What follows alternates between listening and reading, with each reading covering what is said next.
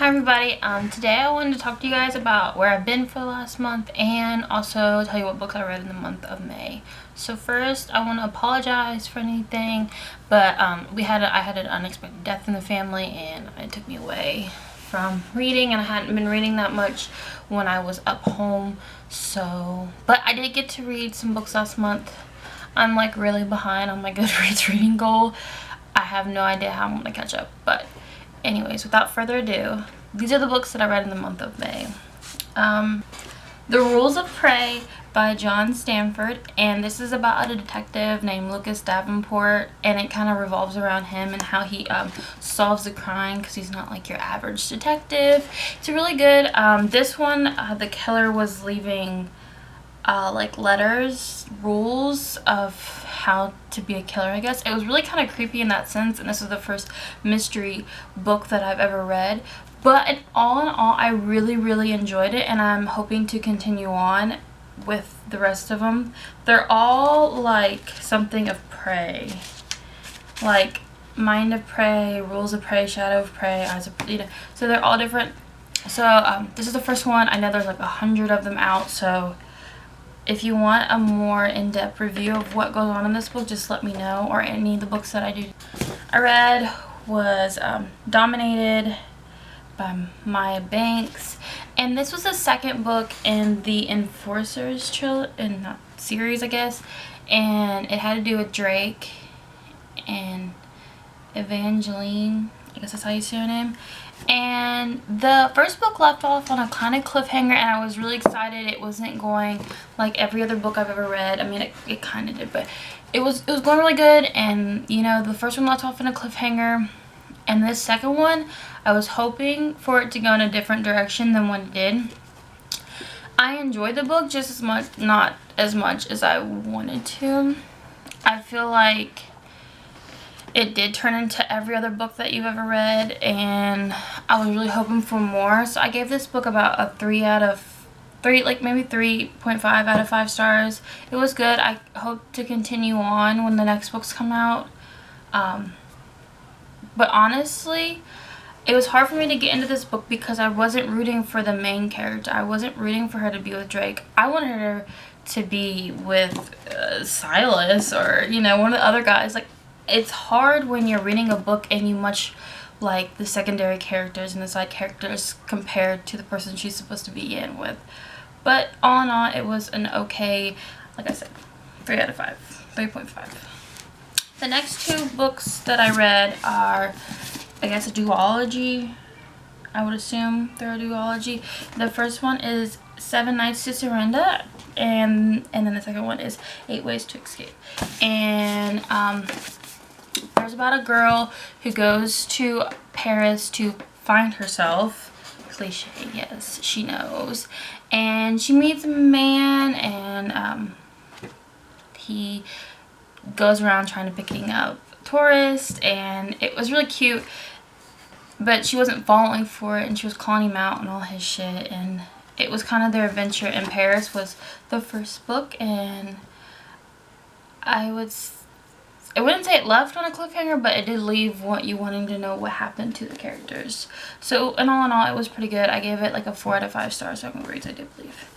And the second one, can't really get into it without spoiling the first one. So the second one is just like their continuation of where the last book left off. And I mean, the first one don't really leave on any cliffhangers. They kind of have the problem, and then they almost solve the problem at the end of this book, and this picks off exactly where this book left off. I could actually see it being like one book, and it was really good. So I did like both of these books. The next book I want to talk about is I finally started The Raven Boys by Maggie Stiefvater, and this book, everyone was so hyped about it, and every time I see it, they're like, oh my gosh, The Raven Boys is so good.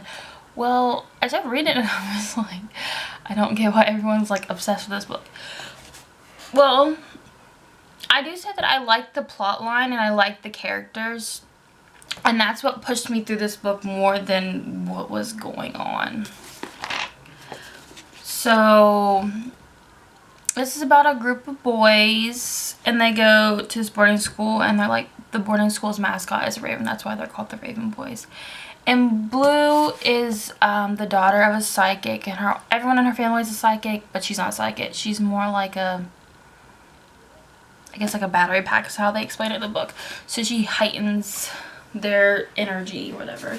So Blue kind of meets up with the boys, and they're trying to look for this Welsh King Glendower, and she starts to help them, and she's always been told by all the psychics that if she kisses her true love, he'll die.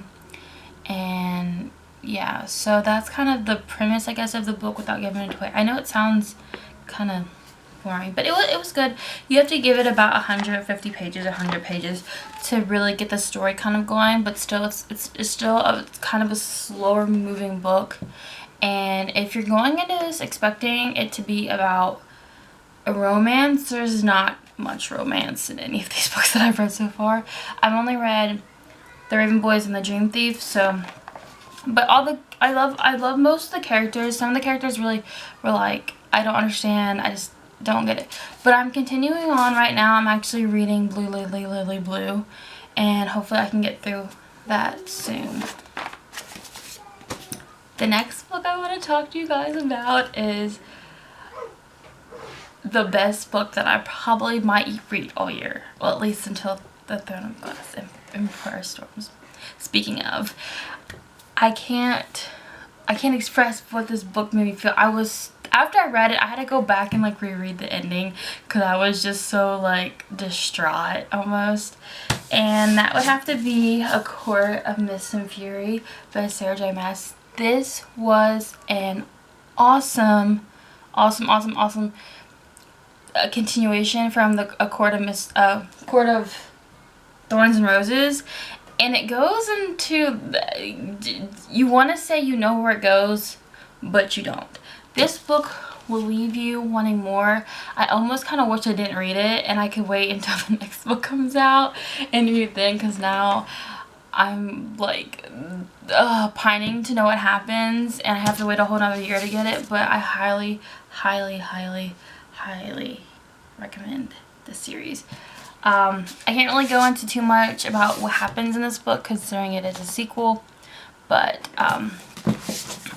the first book, it follows this girl named, I think her name is Freya.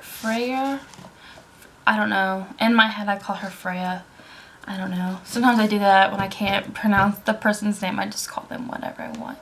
And in the first book, she has to go live with this high Fae Lord, and the first book is a retelling of Beauty and the Beast, so that's kind of, I guess. And then the second one, I think it was a retelling, supposed to be like a retelling of Hades, like Hades and Persephone, like the underworld.